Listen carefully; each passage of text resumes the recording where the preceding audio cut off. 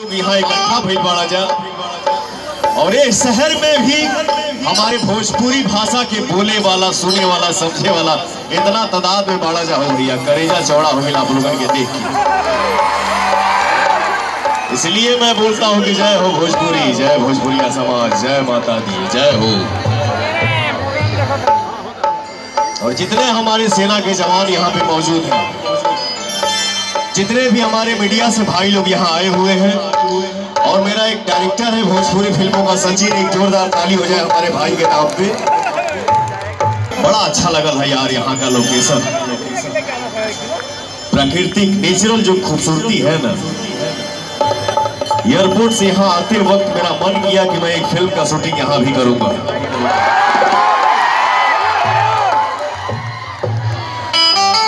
एक तो गाना हम गौनी यहाँ बड़ी जल्दी, वो गाना के नाम अब पगली दीवानी है। या तो उसका शूटिंग तिनसुकिया में करूंगा, नहीं तो विदेश करूंगा। इंडिया में करूंगा तो आप लोगों के बीच में आके करूंगा, नहीं तो इंडिया के बाहर होगा। क्या बात है। सबसे पहले स्वर के दाता विद्या दायिनी माई सरस्वती है, माई के बंदना भाई भैया। और यहाँ कोई पवन सिंह स्टार नहीं आया है, आप लोगों का भाई आया है पवन सिंह, पवनमा आयल भाई। यहाँ तो आप लोग को यही सोचना है कि मेरा भाई है, अगर कुछ गलती हो तो क्षमा चाहता हूँ, क्षमा कर दीजिएगा।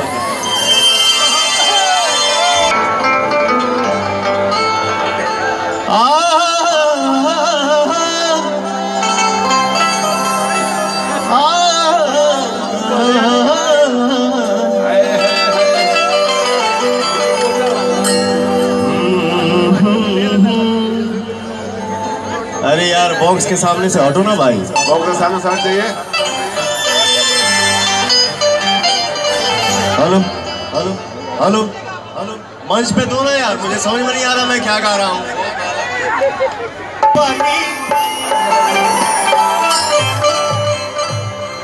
दोनों हाथ जोड़ी पड़ी मैया हो मैया, फिर सदा कर दी। अरे यार एक जैसा रखो ना।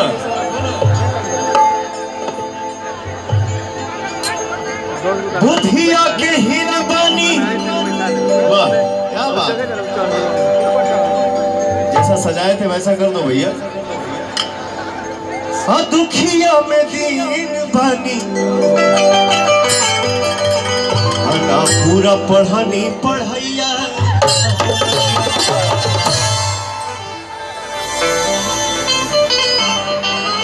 हेलो हेलो हेलो,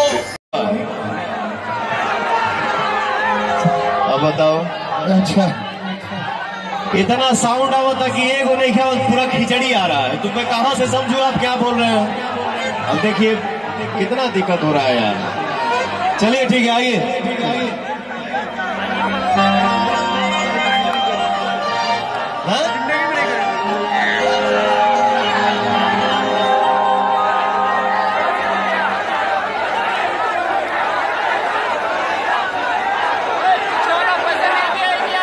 अरे लुलिया तो बुझा था कि नारा लगा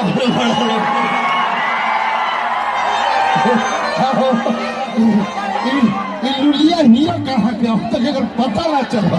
लुलिया कहा जाने कहाँ की है लुलिया ये कमरा मसाला के।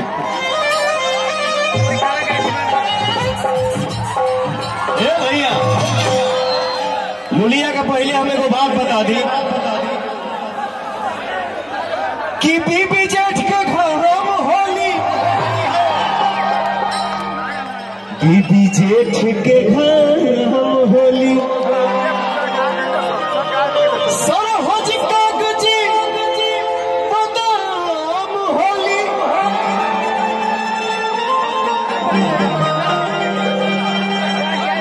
बीबी जब लड़कों होली, बीबी जेठ के घाम होली, सरहज कागजी बादाम होली। सास तो सुना है बाकी साली मालदा आम होली। बीबी लड़कों होली तो बेकार लगेली, आज जब सर हर गोल हुई तरसदार लगेली ये भाई कि हुमाने चाहे मत माने जब साली लड़कोर हुई तो कुमार लगे लुलिया मांगे ले लुलिया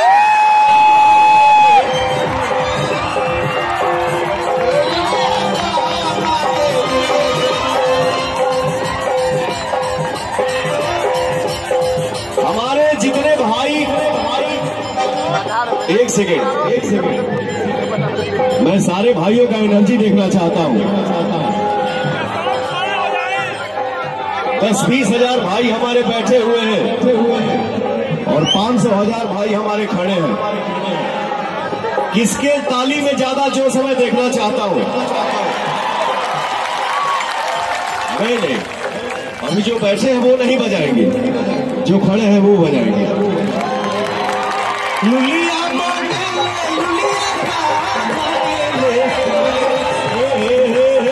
भैया अब आप लोग नहीं बजाएंगे, हम बैठे वाले भाई से जितने भाई बैठे हैं देखना चाहता हूँ।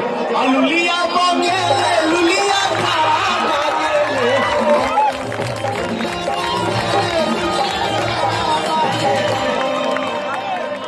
लेकिन एक बात बोले ब्रदर, आज पहली बार पवन सिंह तिनसुकिया में आया है। आप लोगों का प्यार दुलार स्नेह आशीर्वाद इतना मिल रहा है कि तिनसुकिया में पवन सिंह को कभी भी याद किया जाएगा दुनिया के किसी भी कोने से तोड़ के आऊंगा। उड़ के आ जाए हो भैया, कितना अच्छा लगा था। अरे लुलिया मांगे लुलिया का मांगे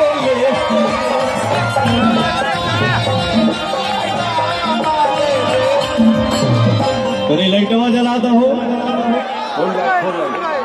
हक्का है तारा कुल पछाड़ी के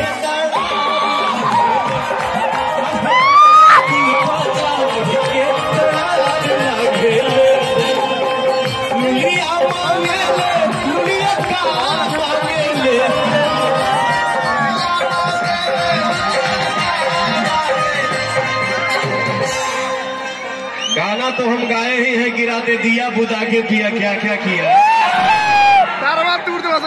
लेकिन वो कहल बात की प्रत्यक्षम किम प्रमाणम। बताइए भैया, मंच पे लाइट नहीं है, मोबाइल के लाइट पे गाना गा रहा हूँ।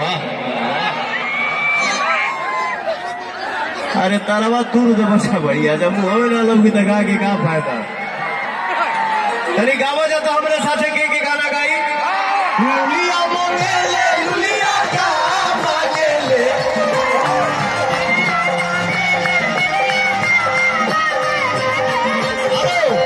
बेटा थोड़ा रमायनी है इस चाल में आ जाओ। अब लुलिया मांगे ले लुलिया का मांगे।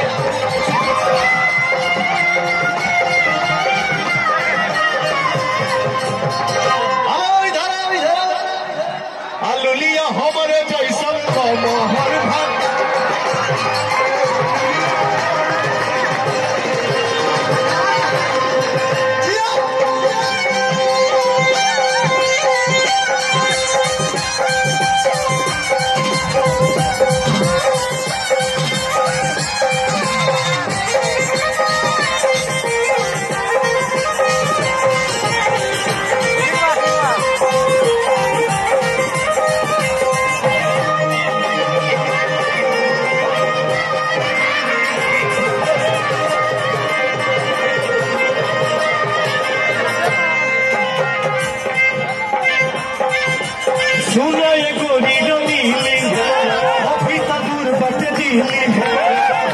देखिए भोजपुरी में एक अक्षर के म्यूजिक भी आवेला। छोड़ दो भैया, कितना सुंदर मेरा जो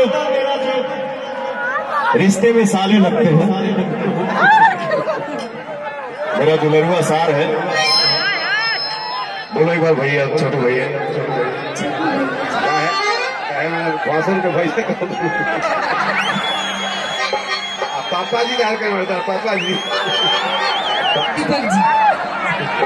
अरे तारे पापा जी के बेटा हो बेटा पापा दीपक जी है। सीढ़ी पापा और मैदान पापा ना करे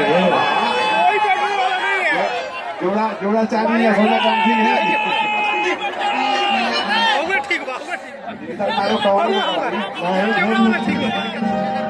ढेर लोग के पापा का ऐलान करा रहे हैं।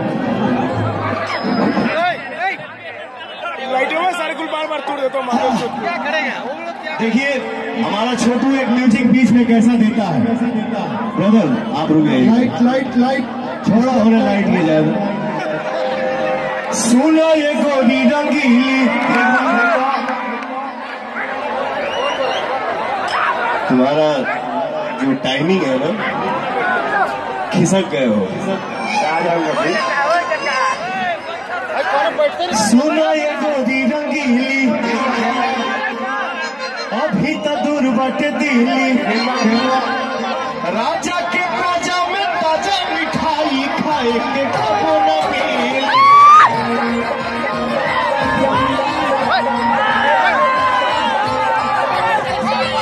सुनो ये गोरी रंगीली अभी तो दूर बटे दिल्ली राजा के राजा में ताजा मिठाई खाए के खाबो न मिली।